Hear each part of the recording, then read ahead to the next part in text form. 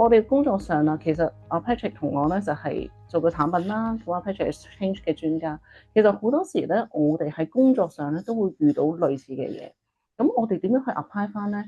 人民幣 onshore offshore，咁喺我哋產品嘅角度啦，就係一定要可以 support 到嘅嘢，因為一個 regulatory requirement 嚟嘅。咁我哋做產品嘅，我哋唔可以唔 provide 呢個產品俾個客話，我唔得，我 support 唔到 onshore offshore 唔得㗎嘛。咁所以其實呢個咧就係喺產品嗰度，呢件事情係好簡單，就係我哋要處理唔同嘅 exchange 有唔同嘅 rate，onshore CNY 咁又offshore 就 CNH 啦，咁個 rate 唔同，咁入到去系統嗰度咧就要分開兩個 rate 去做。咁但係實際上佢都係人民幣嚟嘅喎。咁喺街咁，我哋所謂 ISO code 啦，或者一般嚟講，我哋得 CNY 嘅啫嘛。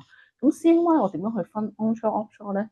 咁啊 Patrick 當其時個團隊咁啊 product 啦，就拋咗呢個波俾你啦，你 change。喂，我呢一個一定要 set up 㗎啦，我大幾時咧就一定要 launch 到俾個客要 ready 㗎啦。咁你哋嗰陣時團隊咁樣點樣去研究我哋點樣喺個系統度 set up CNY、CNH 咧？嗱，好似頭先咁講啦，我哋即係當然經驗不足啦。咁多謝 Marjorie 嗰陣時候同我哋即係 work 到 close 啦。咁我哋做 analysis 嘅時候咧，發現到有好多問號喎，我哋都唔知點解或者唔知點算。咁當然首先要透過即係好多個討論啦，同即係 product team 即係 Marjorie 個 team 去討論究竟我哋見到啲嘢究竟點解會咁㗎，同埋個 requirement 係點啊。咁呢樣嘢其實我哋都即係用咗好多即係心機去做。咁呢個首先就係啲 initial analysis 啦。咁喺呢個 initial analysis 嘅過程當中，除咗 understand requirement 之外，咁我哋都要將即係成件事去喺唔同嘅 stage 咧，都要諗下我哋即係點樣去即係處理嘅。咁其實咧，當做一啲 analysis 嘅時候咧，即係不外乎我哋睇唔同嘅 stage 咧，都係即係三個唔同嘅 stage 啦。第一就係 input，第二咧就係個 processing，第三咧就係個 output。咁咯，至於喺呢個人民幣 onshore 人民幣同 onshore 同 offshore 人民幣呢個 feature 上邊咧，input 嘅話好明顯就當然係條 trade 入嚟啦，仲有另外一個都好重要嘅就係個 market 個 FX rate 啦。咁呢個就係即係第一個部分啦，input 啦。咁 processing 嘅話就係喺個 system 裏邊究竟點樣去即係計算一啲嘢啦，計算個 exchange rate 啦，或者當有個即係人民幣轉即係 onshore 人民幣轉 offshore 人民幣嘅時候，個 exchange 嗰個即係當中個 process 點做啦，同埋 output 就係啲 report 啦。咁喺呢個 enhancement 或者呢個 feature 上邊咧，其實咧 input 係非常之重要嘅。咁我哋頭先咁講，input 咧，onshore 人民幣同 offshore 人民幣咧，其實個 market 個 rate 咧係可以成功可以 capture 到俾我哋嘅 system，或者我哋可以 retrieve from 個 market data source 啦，跟住就 update 落去我哋嘅 FX 個 exchange table 上邊嘅。咁但係呢個挑戰咧就喺條 trade 上面啦。當我哋條 trade 入嚟嘅時候咧，其實因為 CNY 係唯一一個合法或者係即係啱嘅 ISO 曲。我哋只會可以有 CNY，但係就算嗰條 trade 係 offshore 嘅話，佢唔會有 CNH 嘅，係 always CNY 嘅。咁究竟我哋點樣去 differentiate 究竟呢一條 trade 係 onshore 定 offshore 咧？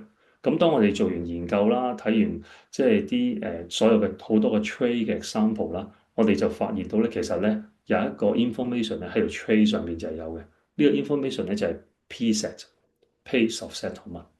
咁呢個 pace of settlement 咧，其實就正正講出咗究竟佢喺邊度 settle。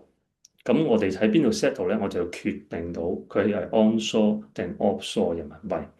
咁當然我哋要反覆驗證啦，去睇翻即係之前啲 trade 嘅情況係點啦。然之後當然就要同 product 再傾，去 agree 呢樣嘢係咪啱啦。咁去到最後咧，即係我哋都即係發覺到呢個即係通常都會啱噶啦，大部分都會啱嘅，好少情況係會錯，基本上都唔會嘅。咁之後我哋就即係繼續去即係研發啦。好啦，去到最後頭先講話喺 testing，我哋發現到個問題就係咩咧？其實就係以下所講關於點樣去 exchange 個 onshore 同 offshore 人民幣嗰個情況。因為其實都好常見 under 一隻 fund，佢會咧係有機會 onshore 嘅人民幣轉去 offshore 人民幣，due to whatever reason，譬如佢唔夠錢啊，或者等等嘅原因啦，咁我哋就會有機會 onshore 轉去 offshore，或者 offshore 轉去 offshore onshore，當佢去即係做 settlement 嘅時候。好啦，如果我哋跟翻原本嘅 system logic，大家都好正常啦。港紙轉去美金就會有個 exchange rate 啦。其實 onshore 人民幣轉 offshore 人民幣，雖然 conceptually 係一樣，但係咧 due to whatever reason 個 rate 咧都有機會唔同嘅。咁如果我哋用翻原有嘅 logic 嘅話，咁會唔會有個 exchange rate 嘅 difference 咯？但係其實大家都知啦，onshore 同 offshore 人民幣係一模一樣嘅。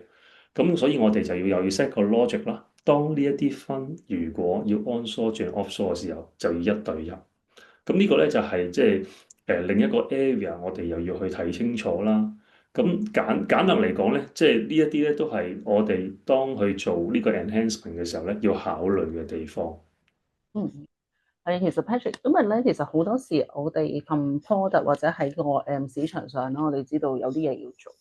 咁但係到真係實行起上嚟咧，喺系統上咧，其實我哋會有好多考慮。就正正頭先 Patrick 頭先你講啦，嗰時我哋就發覺，咦，我哋解決咗一樣嘢咯喎，就係入嚟個 trade，我點樣可以分到佢係 onshore 人民幣個 pool 啦，定係 offshore 人民幣個 pool，就係加埋個 P set 啦，喺邊度 settle 啦，佢喺香港 settle 嘅，咁理論上係就應該用 CNH 嘅。咁如果佢係 A 股係翻內地 settle 嘅，就用翻 CNY。咁但係咧，當有隻基金入到嚟嘅時候，哇！原來佢又有 onshore 嘅 quota 去買賣，亦都用 offshore 嘅connect program 去買賣嘅時候咧，就發覺咦就好怪啦！當我去用 offshore 人民幣轉去內地做 settlement，咁出嚟個 rate，點解人民幣唔係一對一嘅？咁所以其實好多時都係靠一個經驗嘅累積，到喺系統嗰度 set up 咧。我哋記得嗰陣時就係要試啦。有機會出錯啦，咁我哋應該係點樣做咧？即係我哋好多時嘅諗法咧，做系統咧就唔係一條大直路嘅。其實我哋就會去嘗試去諗下有咩機會，有咩 scenario 咧，其實唔同，即係會令到個結果有唔同，咁就會諗好多 scenario。嗰陣時其實呢個都係阿 Patrick，我諗都係你哋團隊嗰個經驗嚟嘅。其實嗰啲 scenario，我記得嗰時要 set 好多唔同嘅 testing 去試，咁又 test 唔同嘅 test case 啦。我哋成日話，咁你唔同嘅 test case 其實好多時都係靠一啲經驗嘅累積。